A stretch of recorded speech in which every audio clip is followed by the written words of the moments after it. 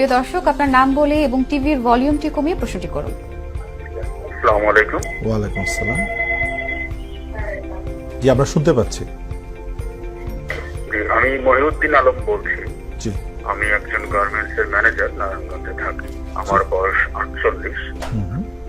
আমার কোমরে প্রচন্ড ব্যথা। লাস্ট 3 মান্থস ধরে এটা হাঁটুতে যাচ্ছে। কোমরে ব্যথা কমে গেছে, এখন হাঁটুতে বেশি দেখা যায়।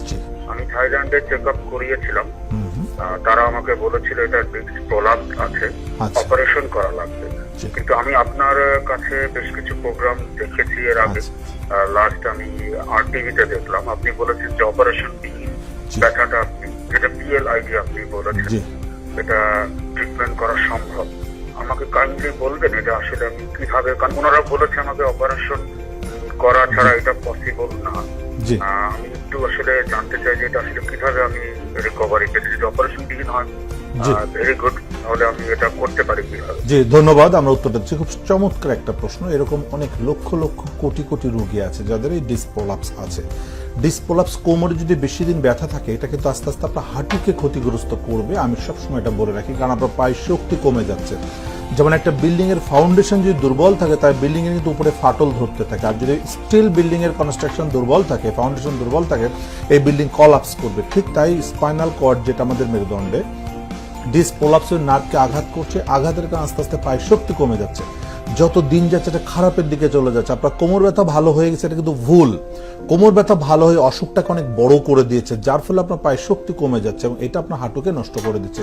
কোমরের অসুখটা স্টিল সেখানে আস্তে আস্তে বড় হয়ে যাচ্ছে, মানে ডিস্ক প্রলাপসটা বের হয়ে যাচ্ছে। এটা ভালো করার সহজ রাস্তা। যেমন গাড়ির চাকার মধ্যে আমরা জানি কি টিউব থাকে, টিউব যদি লিক হয়, আপনি যতই হাওয়া দিতে থাকেন, লিক কিন্তু না সারলে সেটা কাজ করবে না। ঠিক তাই আমাদের যে টিউবের ভিতর থেকে জেল বের হয়ে যাচ্ছে, এটাকে আমরা ডিস্ক প্রলাপস বলছি।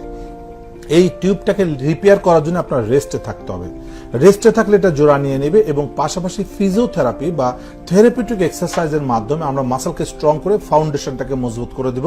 এবং এটা আমরা বলছি 21 থেকে 42 দিন কষ্ট করুন, 42 বছর ভালো থাকবেন। সো পিএলআইডির অপারেশন করার কোনো প্রয়োজন নেই। 100% পিএলআইডি অপারেশন ছাড়া, যেটা কনজারভেটিভ ট্রিটমেন্ট, এসপি হসপিটাল গত 22-23 বছর যাবত আমরা করে আসছি এবং আমাদের 100% সাকসেসফুল রেট। কারণ আমরা কখনোই কোনো রোগীকে অপারেশন করিনি বা করতে দিন, আমরা অপারেশন ছাড়াই ইনশাআল্লাহ সুস্থ করছি। তো আপনাকে অবশ্যই আমরা আমন্ত্রণ জানাবো এখানে আসার জন্য। এটা অপারেশনবিহীন চিকিৎসা করা সম্ভব। ধন্যবাদ আপনাকে।